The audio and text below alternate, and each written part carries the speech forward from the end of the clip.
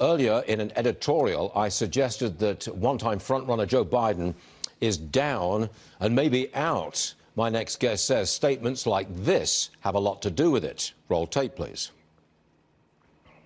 Well, like, what about, say, stopping fracking and stopping pipeline infrastructure and Okay, if you couldn't hear it, it's not very good there. He said, look, he was asked about fracking, you know, the way to get natural gas and oil out of the ground, out of shale. And he said, don't like fracking, don't like pipelines. Our guest is Daniel Turner. He's Power the Future president.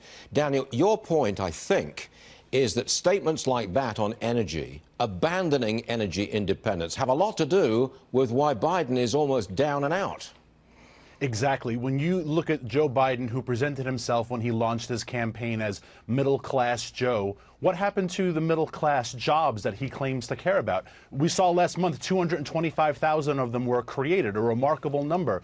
Did any of them come out in the Iowa caucus to vote for him? Are they going to come out in New Hampshire? Here's a guy who disparages these jobs in the energy sector: oil, gas, fracking, pipelines. Look at what he said right before Christmas about coal miners. He said, if you can shovel coal, you can learn how to code. You know, schadenfreude isn't exactly a virtue, but if it was, I'd be the patron saint today, because it was a coding problem in Iowa that can't get their numbers straight. And so maybe those coders should learn how to frack, because that's where the jobs are growing.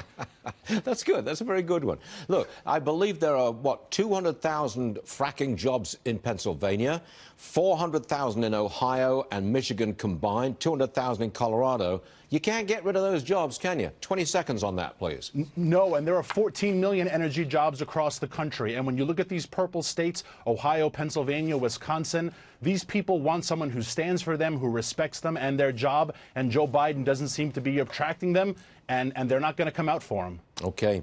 Thanks very much, sir. We appreciate being with us today. It's a very interesting subject, and we want to be on that one. Thanks very much. All right, we've got a big hour coming up for you. We're expecting to see the president leave the White House for North Carolina. If he speaks to reporters, you'll get it. Moments from now, we'll be joined by Vice President Pence.